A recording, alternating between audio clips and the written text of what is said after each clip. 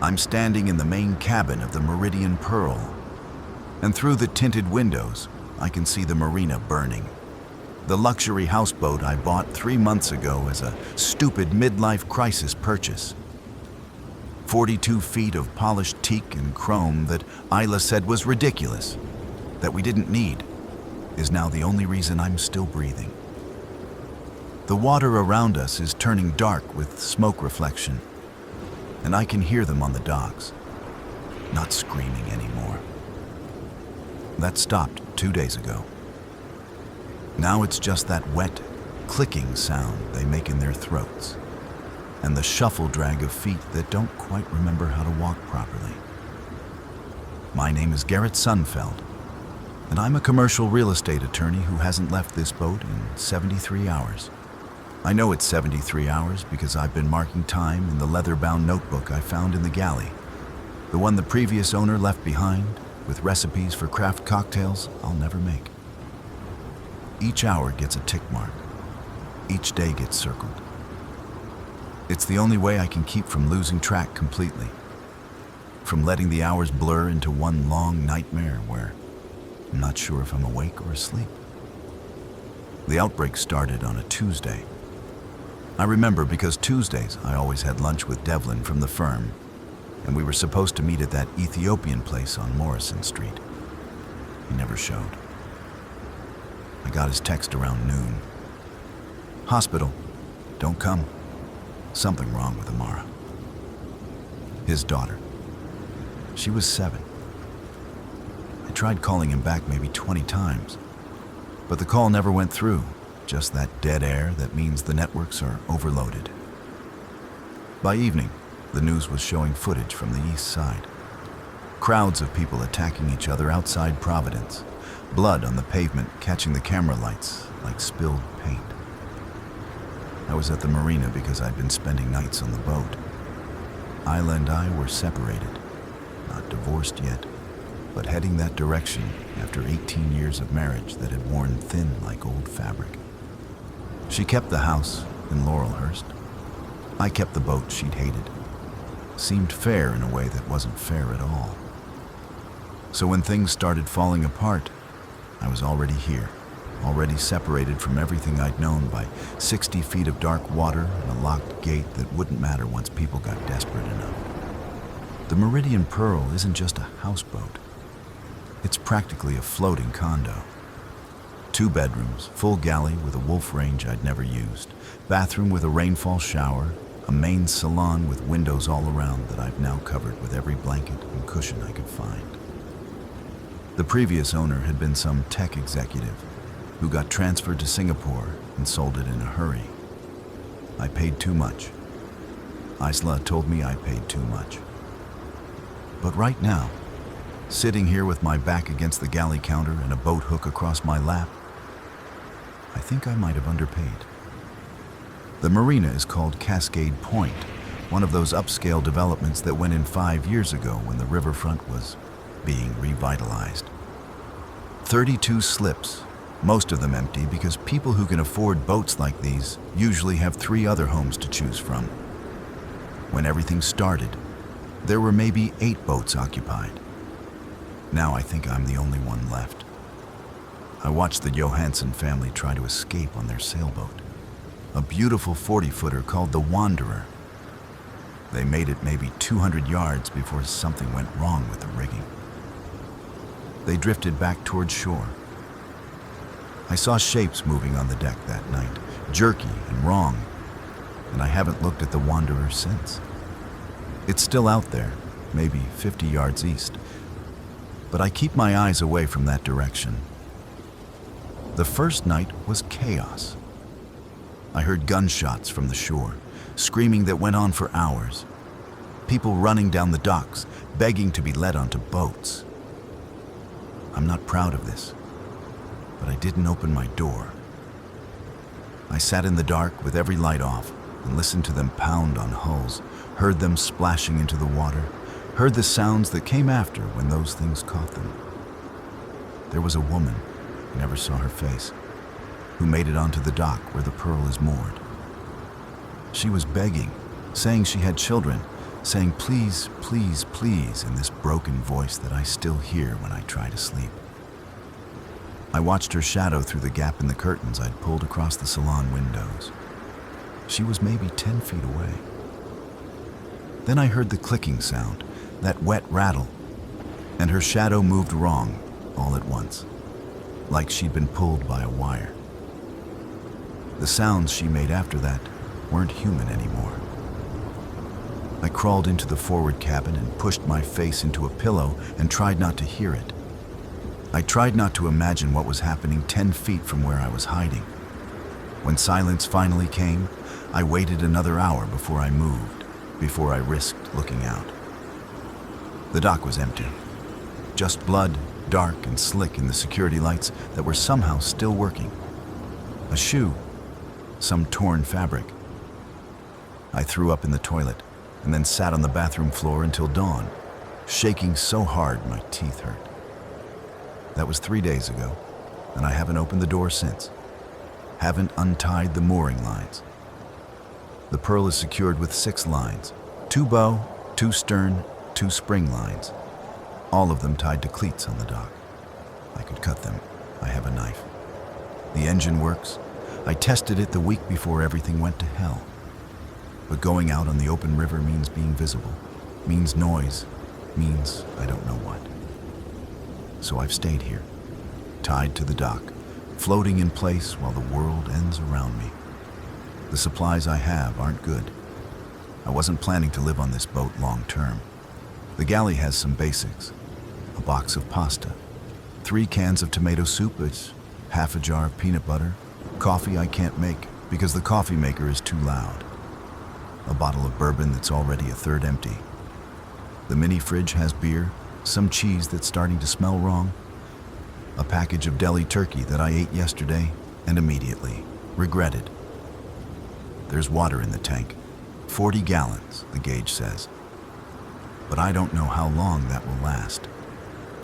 I've been rationing, 1 cup at a time, but I'm so thirsty all the time now that my lips are cracking. The previous owner left some fishing gear in one of the storage compartments. A rod, some lures, a tackle box full of hooks and weights. I've thought about trying to fish through the windows on the water side of the boat, the ones that face away from shore, but I haven't tried yet. The movement might draw attention. Everything might draw attention. So I sit very still for most of the day and try not to think about food, about water, about Isla in our house that's probably empty now, or worse. I tried calling her on the first day. The cell networks were already failing, but I got through once, got her voicemail. Her voice saying, "You've reached Isla Sunfeld. Please leave a message." In that professional tone she used for her clients at the accounting firm. I didn't know what to say. What do you say? "Hey, it's me. The world is ending. Hope you're okay. Sorry about everything." I hung up without leaving a message. Tried 3 more times. Never got through again. The phone died yesterday. I plugged it into the boat's power system, but the marina power went out this morning, just flickered and died. And now I'm running on the boat's batteries alone. I've kept everything off to conserve power. No lights, no heat, though it's been warm enough that I don't need it yet. No phone charging. The phone is just a black rectangle now, useless as a rock. Through the covered windows, I can hear them moving on the docks. It's afternoon. I think it's afternoon. The light coming through the fabric I've hung is that watery gray that could be any time. And they seem more active when there's light. At night they slow down, or maybe they just don't have anything to chase. I've counted maybe 15 distinct sounds, 15 different patterns of movement. Some of them drag one leg, some of them move fast, that horrible stuttering sprint that infected can do when they spot something living. One of them, I swear, paces back and forth at the end of the dock, the same route over and over. like it's stuck in some loop from before, some memory of walking to work or walking the dog or whatever the hell it did when it was still a person. I've started thinking of them as the pacer, the dragger, the fast one. Giving them names makes them less random, makes the sounds predictable. The pacer comes by every few hours. The dragger is slower, shows up maybe twice a day. The fast one I've only heard once. That rapid thudding of feet on wood that made me press myself flat on the floor and stop breathing until it passed. I don't know if they can hear breathing. I don't know what they can hear. The news, when there was still news, said they respond to sound and movement, that they have some kind of enhanced senses, that the infection rewires the brain to hunt. But the news also said stay in your homes, said help was coming, said a lot of things that turned out to be bullshit. The boat rocks gently with the river current. It's a soothing motion usually, the kind of thing that helps me sleep. Now it just reminds me I'm not on solid ground, that there's nothing beneath me but water and whatever might be in the water. I haven't seen any infected in the river yet, but I don't know if they can swim. I don't know if they sink or float. I don't know anything except that I need to be quiet and still and hope they forget I'm here. There's a moment every hour or so when I think about just leaving. About opening the door, cutting the lines, starting the engine and heading upriver, away from the city, towards somewhere that might be safer. But safer where? The radio, before it went silent, was reporting outbreaks everywhere. Seattle, Vancouver, San Francisco. It wasn't just here, it was everywhere, spreading faster than anyone could track, faster than any disease should be able to spread. And the engine would be loud. So loud. The Pearl has a diesel engine that rumbles like thunder when it starts. Every infected thing within half a mile would hear it, would come running, clicking, dragging toward the sound. So I stay. I sit in this floating box, and I wait, and I try not to make noise. And I wonder if this is how I die, eventually. From thirst or hunger, or from going crazy enough that I stop caring about being quiet. The galley has a knife block with 6 knives. I've taken the biggest one, the chef's knife with the 8-inch blade, and I keep it next to me always. It's sitting on the counter right now, within reach, the blade catching what little light makes it through the covered windows.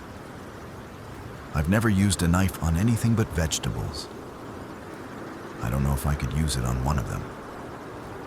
I don't know if I could use it on anything that used to be human, even if it's not human anymore, even if it wants to tear me apart.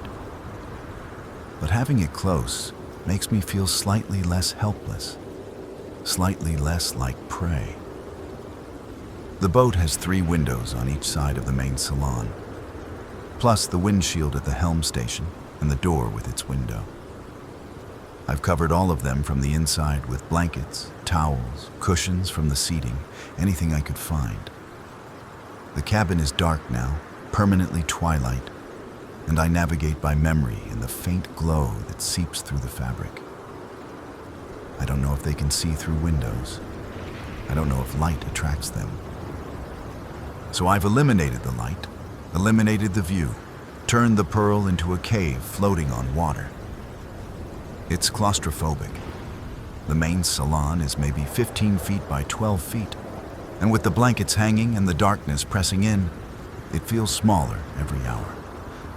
The air is starting to smell stale, like my own sweat and fear, and I can't open the windows or the door to let in fresh air, because fresh air means sound escaping, means I become findable. So I breathe the same air over and try not to think about suffocation, about running out of oxygen, about all the ways this floating tomb could kill me besides the obvious one. I've been thinking about Devlin, about his daughter Amara. She was in a school play 2 months ago, something about woodland creatures, and she played a fox. Devlin showed me pictures.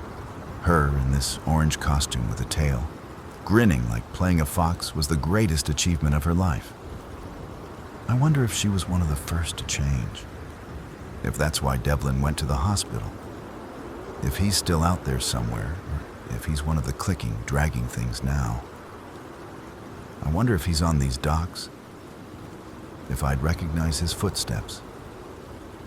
The not knowing is worse than knowing would be, I think. My mind fills in the blanks with the worst possible scenarios. Shows me Isla torn apart. Shows me Devlin with his throat ripped open. Shows me everyone I've ever known as either dead or infected or dying somewhere I can't reach. It's torture, and there's nothing I can do about it except sit here and try not to think. Which is impossible when thinking is the only activity available. I've started talking to myself. Just whispers, barely audible but talking, narrating what I'm doing. Getting water now. Just 1 cup. Make it last. Checking the windows. Still covered. Still dark. It helps. It makes me feel less alone. Like there's someone here with me, even though I know there isn't.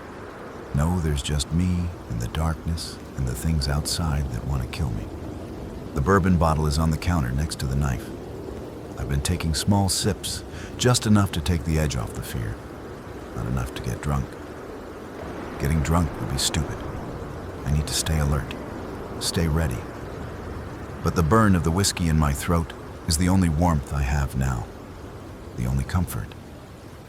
I pick up the bottle and take a sip, then another. Put it down. Count to 100. The discipline of waiting between sips is important. Everything is about discipline now, about not giving in to the panic that hovers at the edges of my thoughts like fog. There's movement on the dock. I hear it clearly. Footsteps, slow and uneven. The dragger. It's making its rounds, probably drawn by some sound I didn't hear, some distant cry or crash that means prey somewhere else. I freeze, the bourbon bottle still in my hand, and listen. The footsteps come closer, closer. Right outside the boat, I hear them on the dock planks, that shuffle-drag rhythm, and then they stop. Silence. I don't breathe. The boat rocks slightly, just the current. But the movement feels enormous, feels like a scream. I imagine the dragger standing there, its head tilted, listening, sensing somehow that there's something alive inside this covered boat. I imagine it reaching for the door handle. The silence stretches. My lungs burn. I need to breathe, but I don't. Can't. Because breath is sound, and sound is death. The seconds drag like hours. Finally, the footsteps start. Again, moving away, back down the dock toward shore. I let out my breath in a slow, controlled stream and take another sip of bourbon with a shaking hand. This is my life now. Hours of waiting punctuated by moments of absolute terror. I wonder how long I can do this. Days? Weeks? The supplies won't last weeks. The water definitely won't last weeks. I'm going to have to make a decision soon, going to have to choose between staying hidden and dying slowly or taking a risk and maybe dying fast. Neither option is good. Both options end the same way, probably. But not today. Today I can still wait. Today I still have water, still have food, still have a chance that something will change, that rescue will come, that this will somehow end. It's a thin hope, getting thinner by the hour. But it's what I have. The afternoon passes in silence. I eat 3 crackers from a sleeve I found in the back of the cupboard, stale and tasteless. But food. Drink a half cup of water. Use the toilet as quietly as possible, which is a challenge because the toilet has a flush mechanism that sounds like a rocket launch in the silence. I've started flushing only once a day, in the morning, when there seems to be more ambient noise from the shore to cover the sound. The smell is becoming an issue, but less of an issue than being found. I think about the layout of the marina. Cascade Point has a main dock that runs perpendicular to the shore, and then 6 finger docks extending out from it, 3 on each side. The Pearl is moored at the end of finger dock 4, the second from the north end. That means I'm maybe 100 feet from shore, with water on 3 sides and the dock on the 4th. In theory, I could jump into the water and swim away. But swim where? The river is wide here, a quarter mile across, and cold. I'm not a strong swimmer. I'd probably drown before I made it halfway. And if there are infected in the water, I'd be completely helpless. No, the boat is my fortress. Imperfect, but better than the alternatives. I just need to stay quiet, stay hidden, stay alive long enough for something to change. As evening comes, I think it's evening. The light through the blankets is fading. I hear something new. Not footsteps, not clicking. Music. Faint, distant, but definitely music. Some kind of electronic beat, distorted by distance and interrupted by static. A radio? Someone's phone? It's coming from the north, from the direction of the shore, and it's getting louder. I move to the windows on that side, careful not to disturb the blankets, and press my ear against the fabric. The music is clearer now. Some pop song I half recognize, something that was on the radio constantly last summer. And under the music, voices. Human voices. Not the clicking wet sounds of the infected. People shouting, calling to each other. Survivors. My heart rate spikes. Other people. Living people. The urge to call out, to reveal myself, is overwhelming. I'm not alone. There are others. But something stops me. Some instinct that says, wait, listen, figure out what's happening before you expose yourself. The music gets louder, and with it, the sounds of commotion. More voices, some of them angry. A crash like something metal falling. Then the music cuts off abruptly, and in the silence that follows, I hear screaming. Not the screams from the first night. Not the screams of people being attacked. These are different, aggressive, intentional, war cries, and with them, gunshots, rapid fire, the sharp crack of pistols or rifles. The sounds echo across the water, and I realize what's happening. Someone is fighting their way through the marina, using the music to draw the infected and then killing them. It's either brilliant or insane. Probably both. The sounds move closer, down the main dock toward the finger docks. I hear running footsteps, multiple sets, and more gunfire.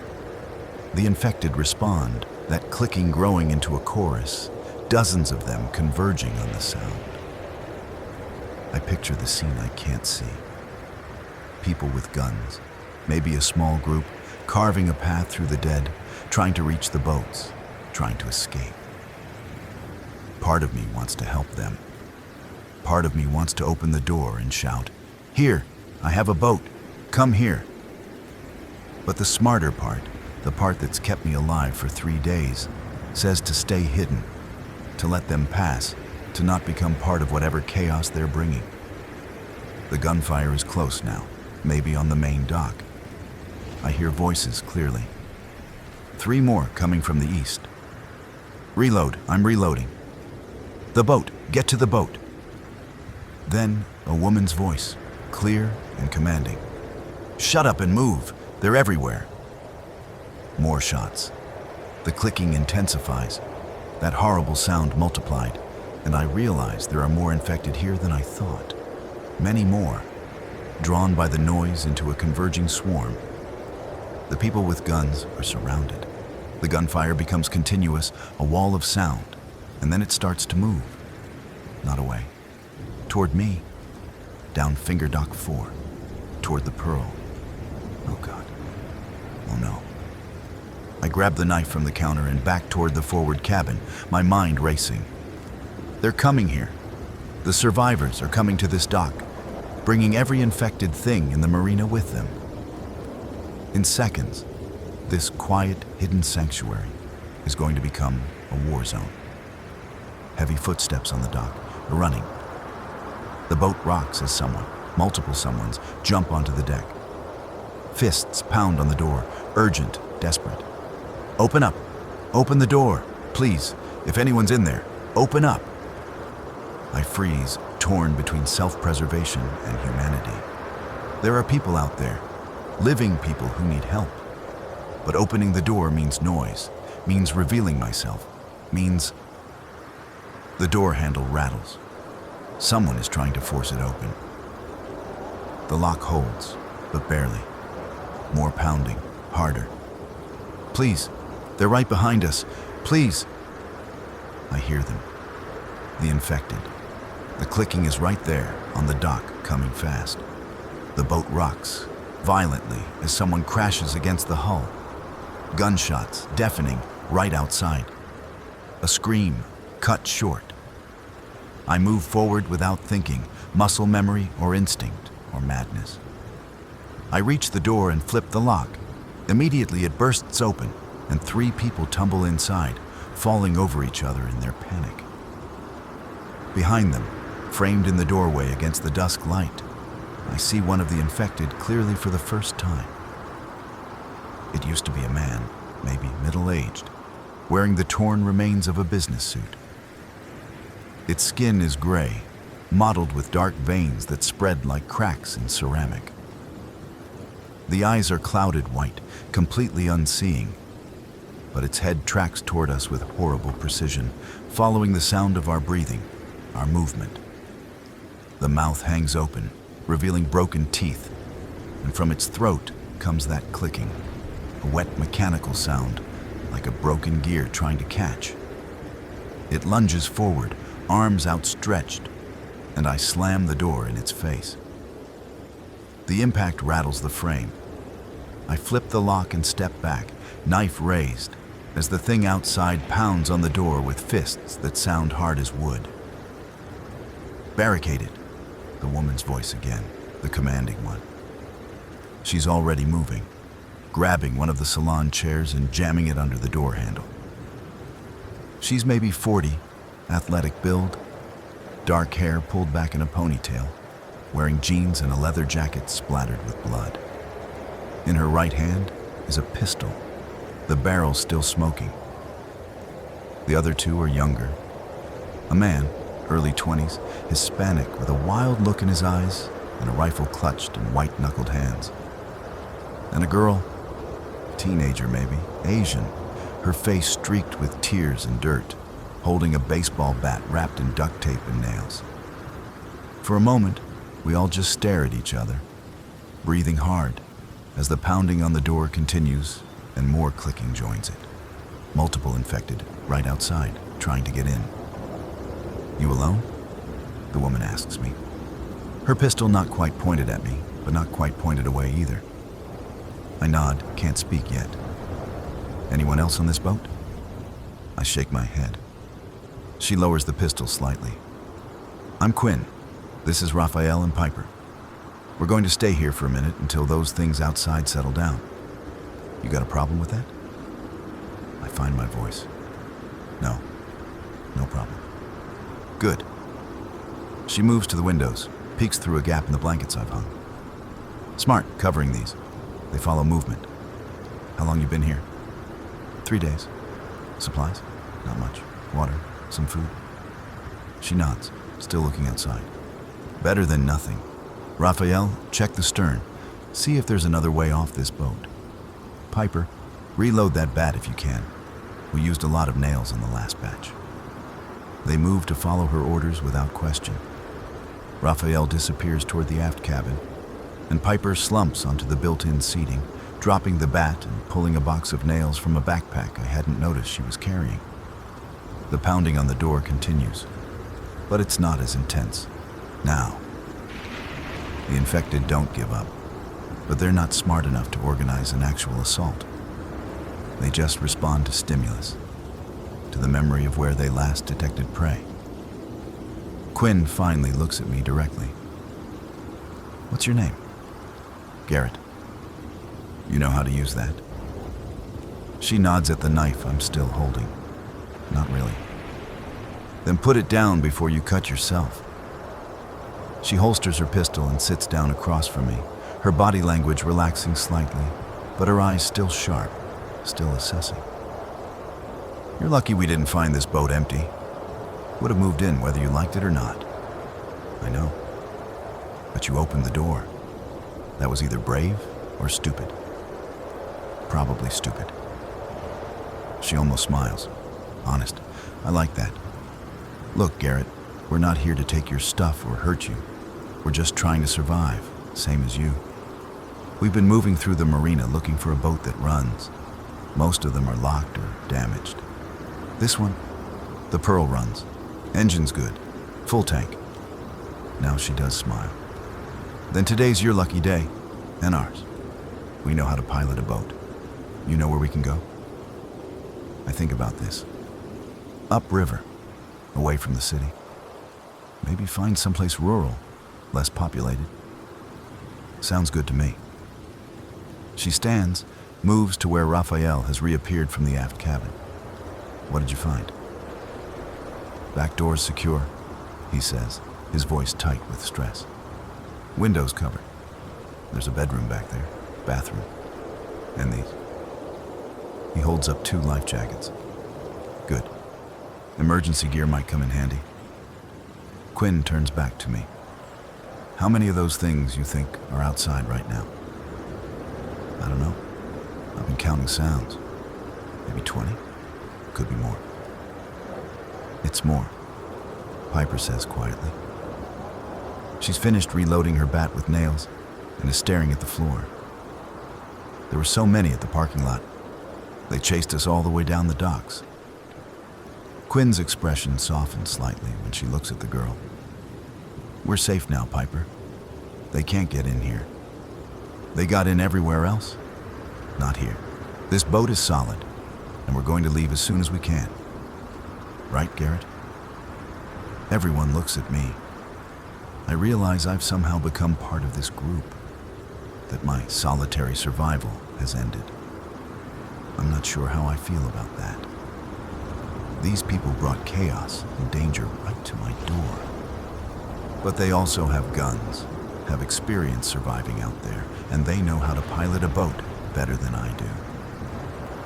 Right, I say. We'll leave. But we need to wait until the infected outside lose interest. Starting the engine now would just draw more. Quinn nods. Smart. We wait. Raphael, you're on watch. Piper, get some rest. Garrett, you and I are going to go through those supplies, figure out what we have.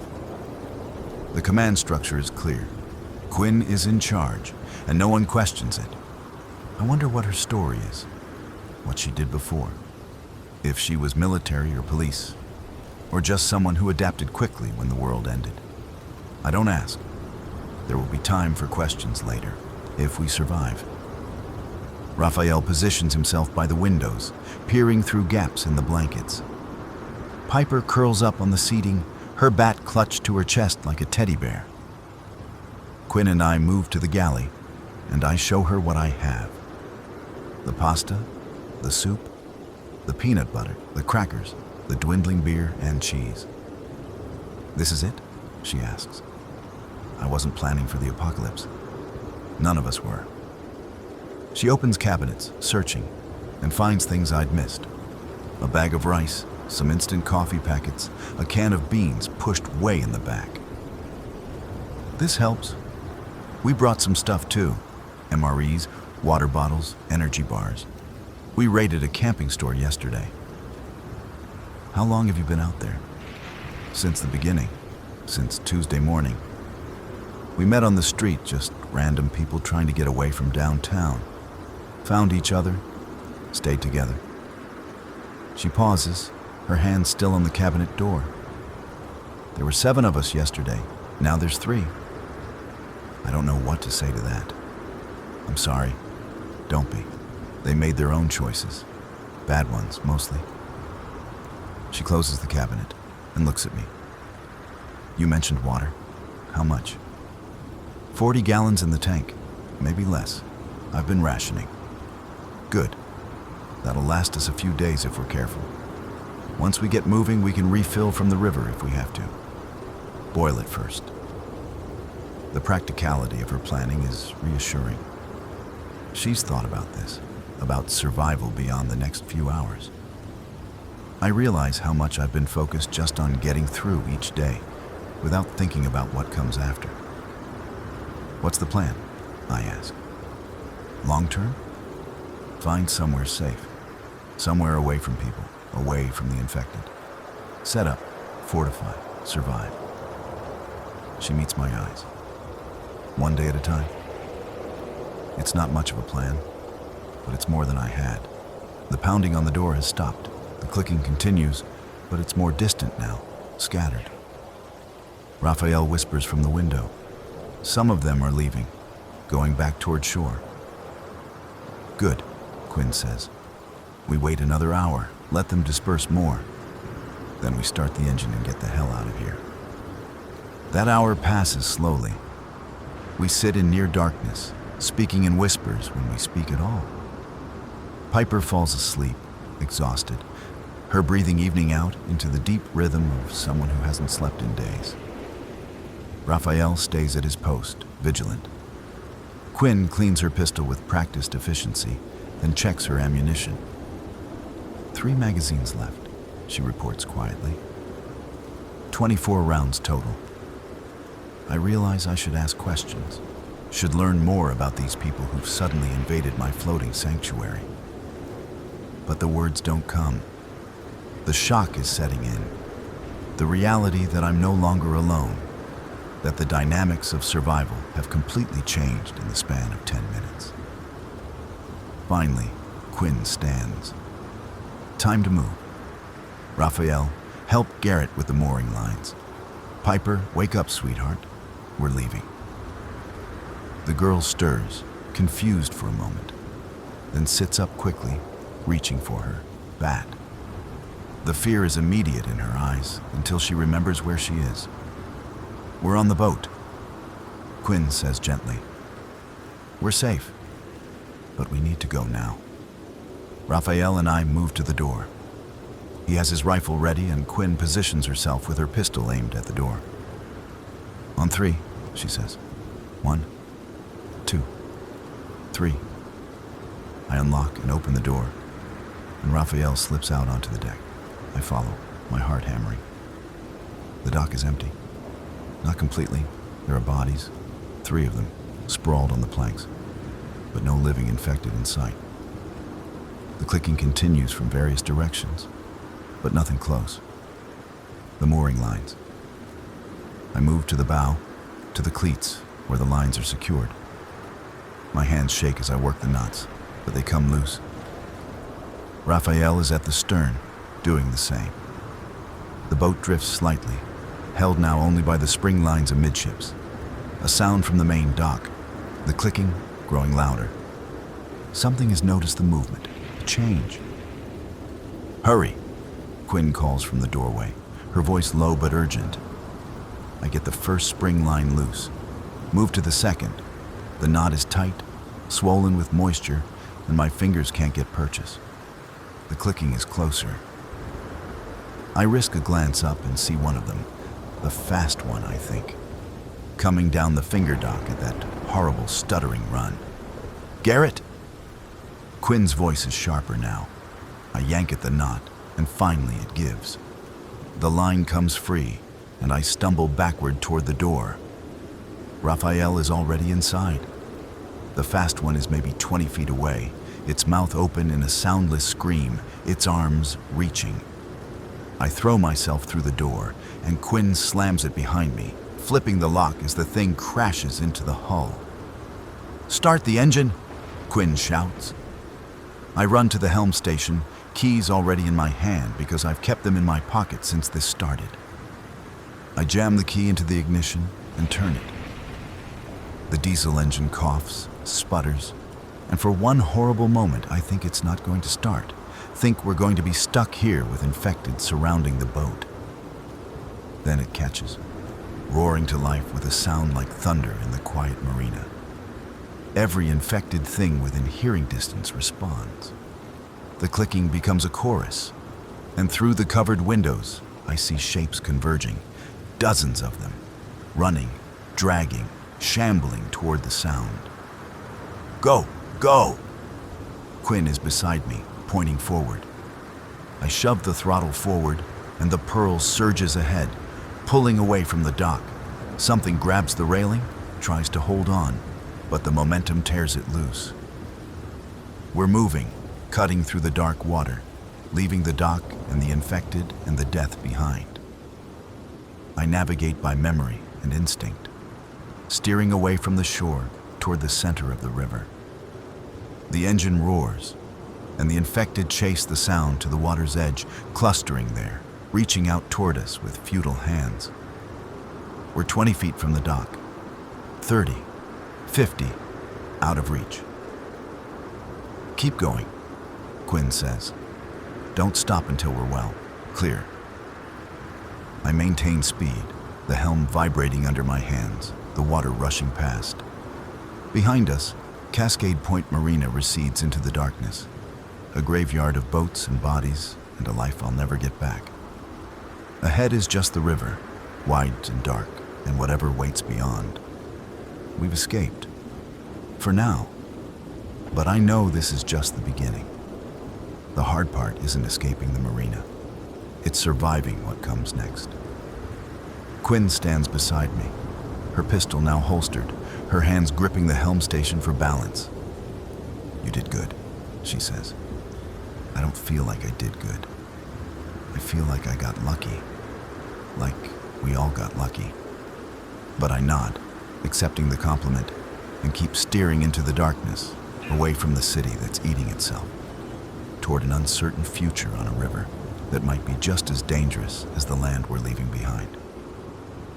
The Meridian Pearl cuts through the water, her engine steady, her hull solid beneath our feet. For the first time in 3 days, I'm moving instead of hiding. It doesn't feel like freedom. It feels like falling, like the floor dropping out from under me. But at least I'm falling with other people now. At least I'm not alone. Raphael appears beside me. How much fuel we got? I check the gauge. 3/4 of a tank, maybe 200 miles, depending on speed and current. 200 miles, he repeats, like he's tasting the words. That's pretty far from here. Not far enough, Piper says from behind us. She's standing in the salon, still holding her bat, staring out at the water through a gap in the blankets. They're everywhere. It doesn't matter how far we go. It matters, Quinn says firmly. Population density matters. Cities are death traps. Rural areas have fewer people, which means fewer infected.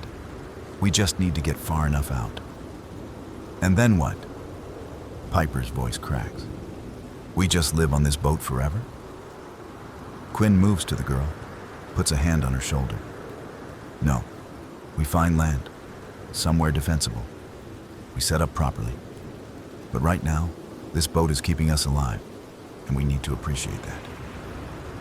Piper doesn't look convinced, but she nods, turning her attention back to the water.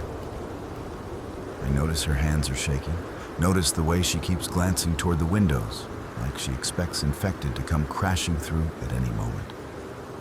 She's traumatized. They all are. I probably am too, though the numbness makes it hard to tell. The river stretches ahead of us, wider here where it flows through the city. On both banks, I can see lights. Fires mostly, buildings burning in the night. The city is destroying itself. Occasionally, I spot movement on the shore, figures that could be survivors or could be infected. From this distance, it's impossible to tell.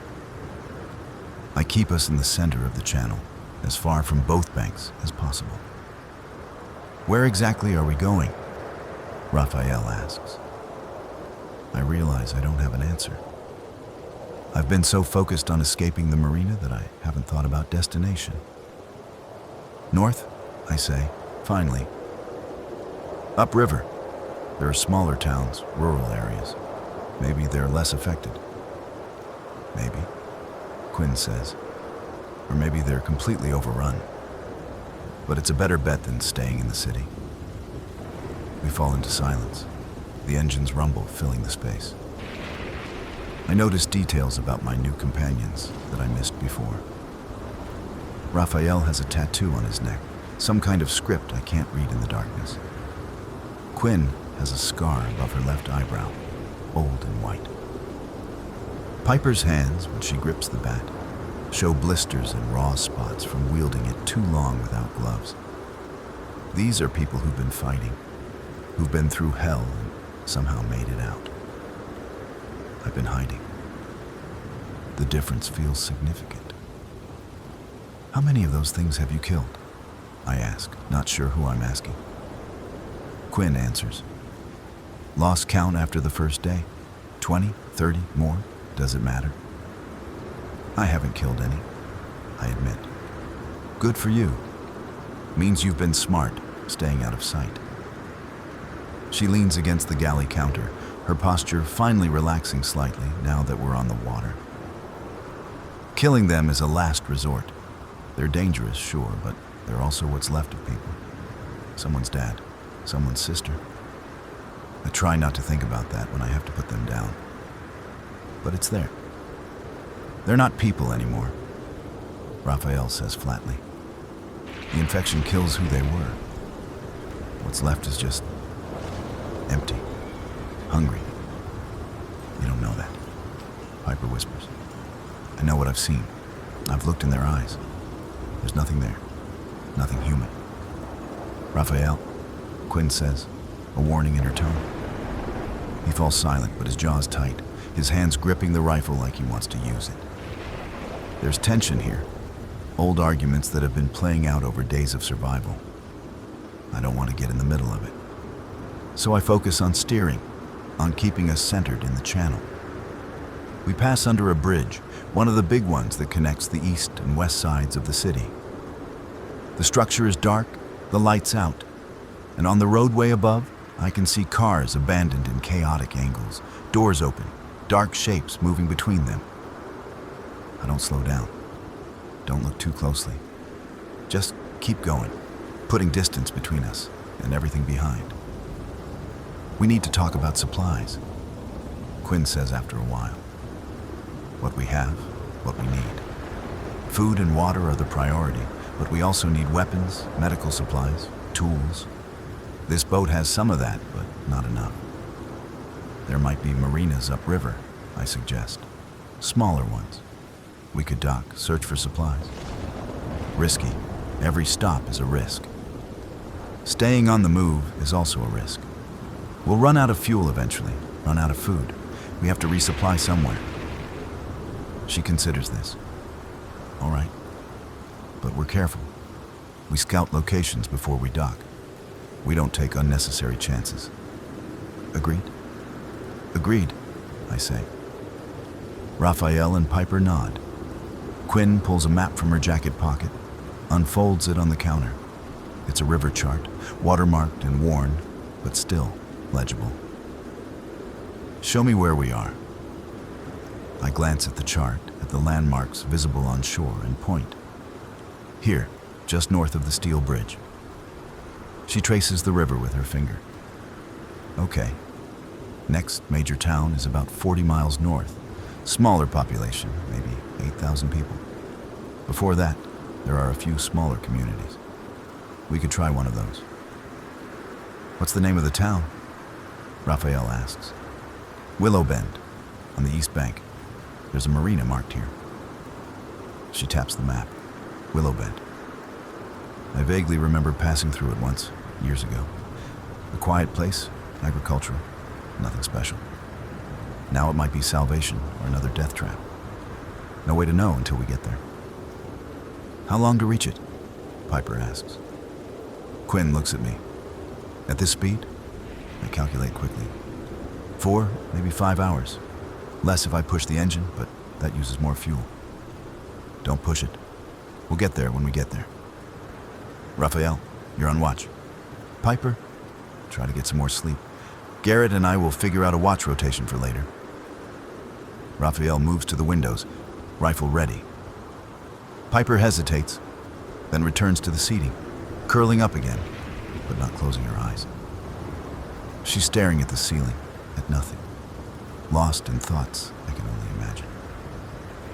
Quinn stays beside me at the helm. For a while, neither of us speaks. The river stretches ahead, dark and endless, and the engine's rumble creates a kind of hypnotic rhythm. I could almost convince myself this is normal, just a night cruise, if not for the fires on shore and the knowledge of what we're running from. You did well back there, Quinn says again, quieter this time. Opening the door. Not everyone would have. I almost didn't. But you did. That counts. I don't feel like it counts for much, but I accept her words. What about you? How did you end up with Raphael and Piper? She's quiet for a moment, weighing how much to share. I was at work when it started. Office building downtown, 6th floor. We heard the commotion outside, looked down and saw people attacking each other in the street. Everyone panicked. Some tried to leave, got caught up in it. I stayed in the office, locked the door, waited. By evening, the building was full of infected. I climbed out a window onto the fire escape, made it down to the alley. Found Raphael there. He'd been hiding in a dumpster, if you can believe that. Effective. Disgusting, but effective. We moved together, trying to get out of downtown. Found Piper on the 3rd day. She was holed up in a grocery store, surrounded. We created a distraction, got her out. Been together since. The others you mentioned died. Made mistakes, mostly. One guy thought he could outrun them. Couldn't. Another woman tried to help someone who was already infected. Got bitten. We had to deal with that. Her voice goes flat on the last part, and I understand. They had to kill her. Before she turned, or maybe after. Either way, it would have been horrible. I'm sorry. Everyone's sorry. Sorry doesn't help. Staying alive helps. Being smart helps. Luck helps a lot. She shifts her weight. You married? The question catches me off guard. Separated, almost divorced. She make it out? I don't know. We weren't talking. Haven't heard from her since before everything started. Quinn nods. I was engaged. He was at a conference in Chicago when it happened. Tried calling, never got through. So I don't know either. She pauses. Probably better not to know, honestly. The hoping is painful, but the knowing would be worse. I think about Isla, about our house in Laurelhurst, about all the ways we'd grown apart over the years until we were strangers living in the same space. I wonder if she thought about me when the outbreak started, if she tried to reach me, if she's alive somewhere wondering if I made it out. The not knowing is a weight I carry, but Quinn's right. Knowing might be heavier. We fall back into silence.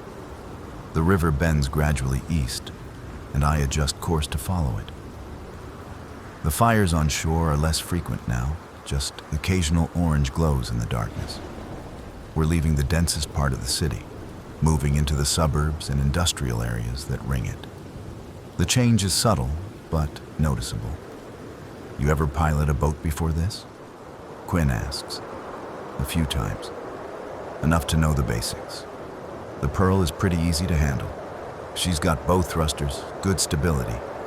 I took a boating safety course when I bought her. 3 months ago, you said. Yeah. Midlife crisis purchase. My wife, my ex-wife, she hated it. Said it was a waste of money, that I'd never use it, that I was running away from our problems. I laugh, but there's no humor in it. Turns out she was half right. I never used it. Until now. She was wrong about the waste of money. This boat is probably worth more than gold right now. If gold even matters anymore. It doesn't. Water matters. Food matters. Shelter matters. Everything else is just weight. The pragmatism of the apocalypse, reduced to basics.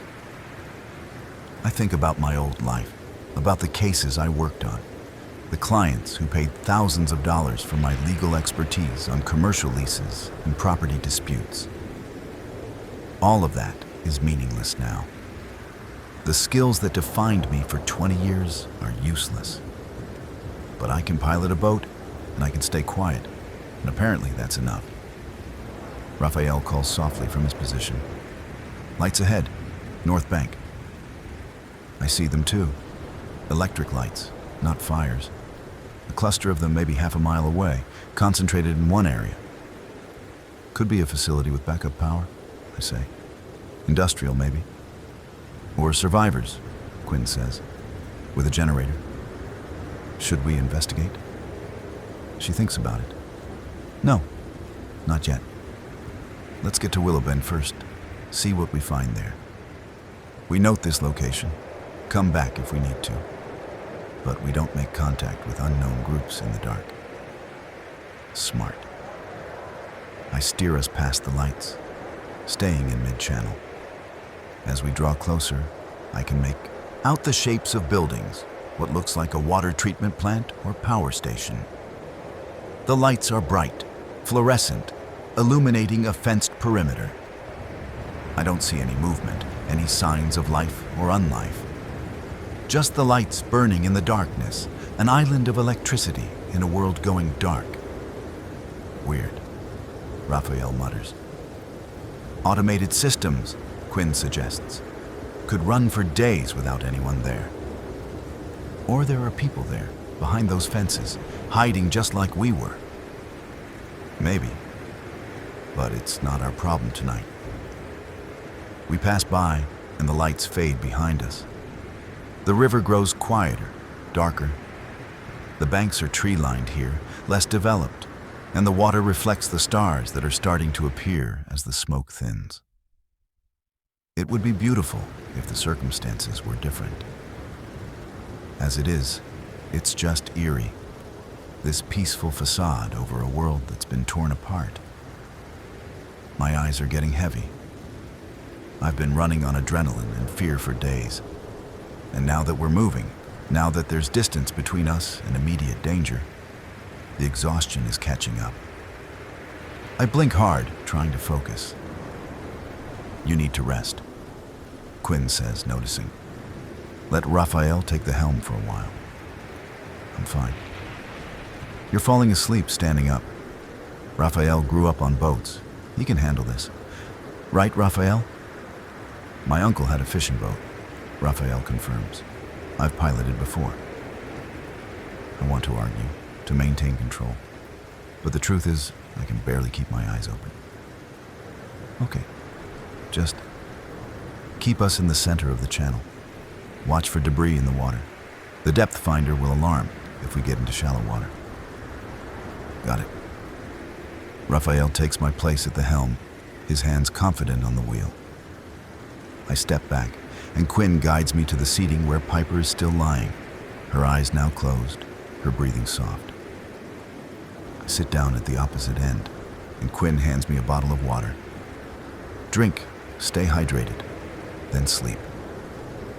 I drink, the water cool and perfect, and feel the tension in my muscles start to ease.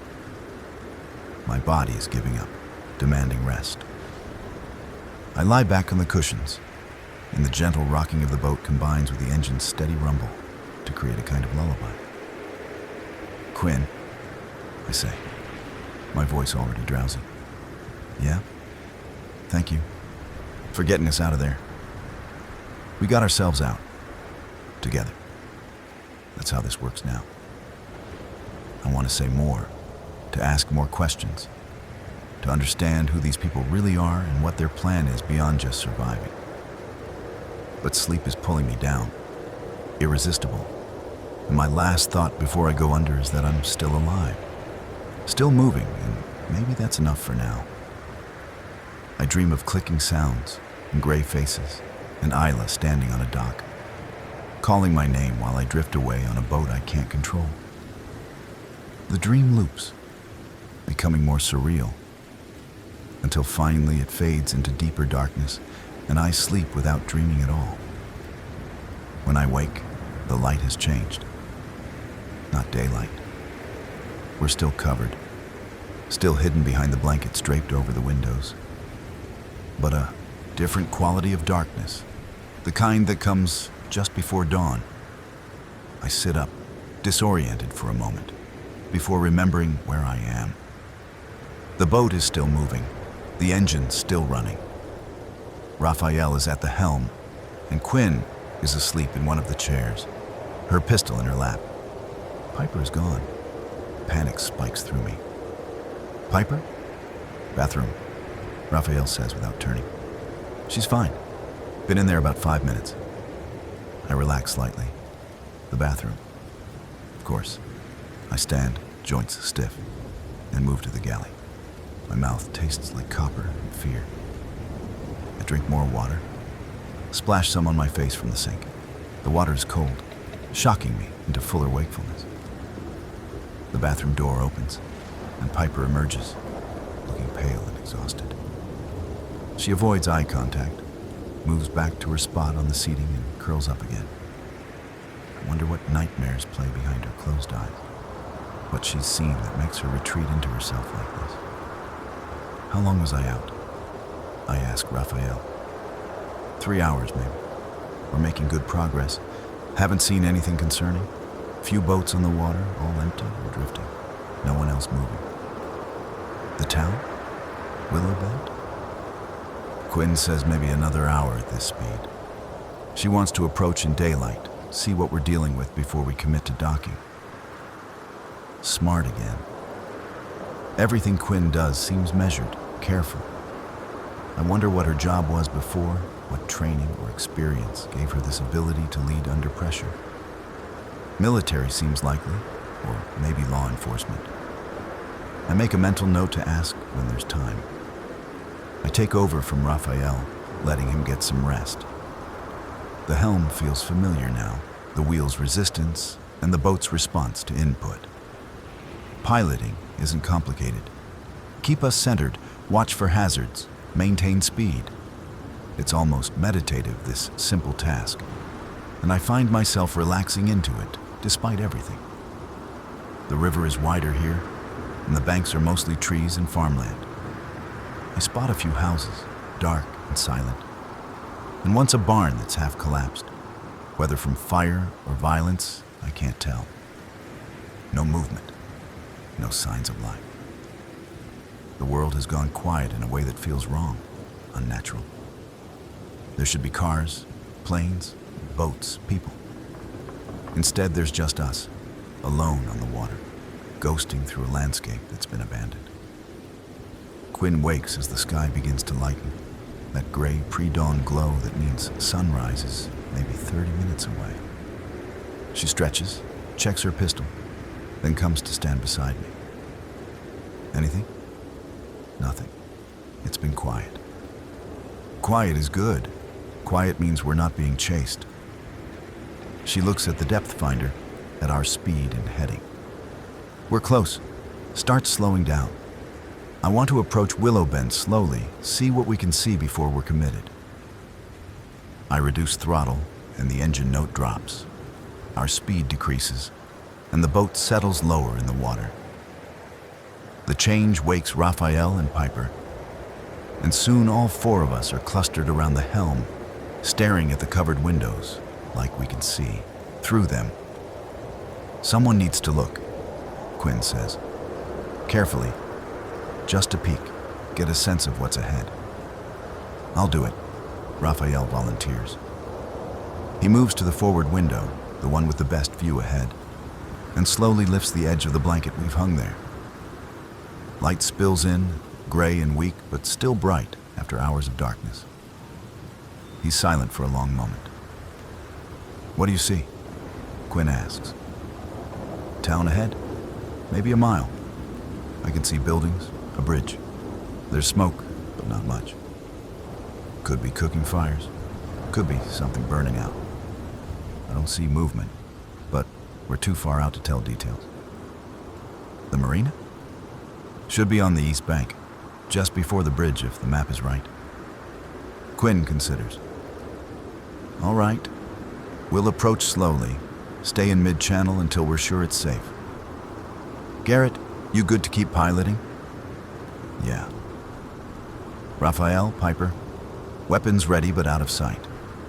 We don't want to look threatening if there are survivors, but we need to be prepared if there are infected.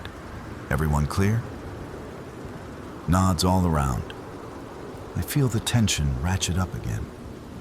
The brief peace of the night giving way to the danger of day.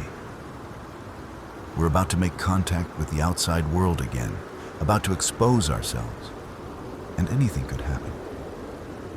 I steer us forward, slow and steady. The town of Willow Bend comes into clearer view. A main street running parallel to the river, maybe 24 buildings, most of them 2 or 3 stories, old brick construction. The bridge Raphael mentioned spans the river just south of the main street. A steel truss design that looks like it's been there for 100 years. And yes, there's smoke. Thin tendrils rising from a few locations, but nothing that suggests major fires. The marina is where the map showed it. A small facility with maybe 20 slips, most of them empty. A few boats remain, but they're small. Fishing boats, a couple of pontoons, nothing like the Pearl. The docks look intact, and as we draw closer, I can see someone moving on shore. Person, Raphael reports. Adult. Male, I think. He's just standing there watching us. Infected or survivor? Quinn asks. Can't tell from here. He's not moving toward the water, not making any aggressive motions. Just watching. Keep an eye on him. Anyone else? Not that I can see. Wait. Yes. 2 more people. Behind that building. They're staying back, but they're there. Quinn's hand goes to her pistol, but she doesn't draw it. They're being careful. That's a good sign. Infected don't hide. They attack. These are survivors. Or they're setting an ambush. Raphael counters. Possible. Stay alert. I bring us to within 100 yards of the marina and cut the engine to idle. We drift slowly forward, and the silence after hours of engine noise is jarring. I can hear birds now. Their morning songs incongruous against the backdrop of apocalypse. The man on shore is still watching us, and now I can see him more clearly. Middle-aged, wearing work clothes, holding what might be a rifle. Quinn makes a decision. She moves to the door, unlocks it, and steps out onto the deck, her hands raised and empty, the pistol holstered. Hello, she calls across the water. We're survivors. We're looking for a safe place to dock, to get supplies. We don't want any trouble. Her voice echoes across the water. The man doesn't respond immediately. Then he raises his own hands, showing he's not holding the rifle anymore. It's slung on his back. You infected? He shouts back. No, we're clean. How many of you? 4, 2 adults, 2 kids. There's a pause, and I see the man turn to confer with the others who've emerged from behind the building. They're too far away for me to hear what they're saying. But after a moment, the man turns back to us. You can dock, but we're keeping watch. Anyone shows signs, we'll put you down. Understood?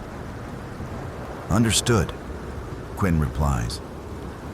She turns to me. Bring us in. Slowly. Be ready to reverse if things go bad. I ease the throttle forward, steering toward the nearest open slip. My hands are shaking, and I grip the wheel tighter to hide it. This is the moment of greatest vulnerability. Approaching people we don't know, exposing ourselves, trusting that they won't shoot us or worse. But we need supplies, need information. and we can't stay on the boat forever. The Pearl glides into the slip smoothly, and I reverse the engine just enough to stop our forward motion. Raphael and Quinn jump onto the dock, securing the mooring lines with practiced efficiency. Piper and I stay on the boat, watching the shore, watching the three people who are now approaching the dock. The man with the rifle is in front, his weapon still slung but his hand near it. Behind him are a woman in her 30s, dark-skinned and wary, and an older man, maybe 60, with a limp and a hard expression. They stop at the end of the dock, maintaining distance. Names? The rifleman asks. I'm Quinn. This is Raphael. On the boat are Garrett and Piper. You? Tomas. This is Simone and Rhett. We're what's left of Willow Bend. What's left? Quinn echoes. Town had 8,000 people. Maybe 200 survived the first day. Now there's about 50 of us, holed up in the school. The rest. He doesn't finish. Doesn't need to. The infected? Most left town, chasing something. Noise, movement, who knows? There are still some around, but fewer. We've been clearing them out, building by building. It's slow work. Quinn nods. We need supplies. Food, water, fuel if you have it. We can trade or work for it. Tomas considers this. What do you have to trade? Skills. Raphael here is good with engines. I know first aid. We're willing to help clear infected, fortify positions, whatever you need. And if we just take your boat? The threat hangs in the air. Quinn's expression doesn't change. You could try, but we've survived this long by being smart and careful. I don't think you want to test how far we'll go to protect what's ours. Tomas stares at her for a long moment, then smiles slightly. Fair enough. We're not bandits. We're just trying to survive, same as you. You help us, we'll help you. Deal? Deal. The tension breaks. Tomas gestures for us to follow him towards shore. Come on, we'll take you to the school, introduce you to Oren. He's running things. You can explain what you need and we'll figure something out. Quinn looks back at me and Piper. You two stay with the boat. Lock it down. We'll be back in a few hours. Is that safe? I ask. Safer than leaving the boat unguarded. You'll be fine. Just stay inside. Stay quiet. We'll bring back whatever supplies we can negotiate. She, Raphael, and Thomas head down the dock toward shore, with Simone and Rhett following. I watch them go, feeling exposed and vulnerable despite the boat around me. Piper comes to stand beside me. Do you trust them? She asks quietly. Quinn and Raphael? I think so. The people from town? I don't know yet. My dad always said trust is earned, not given. Your dad was smart. Yeah, he was. Her voice breaks slightly on the last word, and I realize she's probably lost him, lost her whole family. I want to say something comforting, but what is there to say? Everything we've lost, everyone we've loved. Words can't fix that. Instead, I put a hand on her shoulder briefly, a gesture of solidarity. And then we go back inside the boat. I lock the door, check the windows, make sure we're secure. Piper sits with her bat across her lap, and I take position where I can see the dock through a gap in the blankets. And we wait. The minutes crawl by. I count them, marking them in my head the way I've been marking hours in the notebook. 60, 120, 180.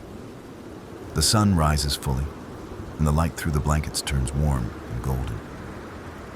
I hear birds, hear water lapping against the hull, hear distant sounds from the town. Voices, occasional hammering, once a gunshot that makes me jump before I remember Quinn said they're clearing buildings. Piper doesn't speak. She just sits there, staring at nothing, lost in her thoughts. I wonder what she's thinking about, if she's reliving whatever trauma brought her to this point, or if she's just numb, shut down to protect herself. Probably both. 2 hours pass, then 3. I'm starting to worry when I finally see movement on the dock. Quinn and Raphael returning, accompanied by Thomas and 2 others I don't recognize. They're carrying boxes, bags, what looks like supplies. Relief washes through me. I unlock the door and help them load everything onto the boat. There are plastic containers of water, canned goods, bags of rice and beans, even some fresh vegetables, potatoes, onions, carrots. Quinn is smiling, the first real smile I've seen from her. They're good people, she says. Struggling, but good. We worked out a deal. We stay here for 2 days, help them clear some buildings and reinforce their perimeter. In exchange, they give us supplies and fuel. Plus, they'll share information about what's happening upriver. 2 days? It's worth it. We'll rest, resupply properly, maybe help some people. Then we move on. I'm not sure how I feel about staying, about exposing ourselves for 2 days. But the supplies are impressive, and the idea of resting, of not running for 48 hours, is appealing. Okay, if you think it's safe. Nothing's safe. But this is as close as we're going to get.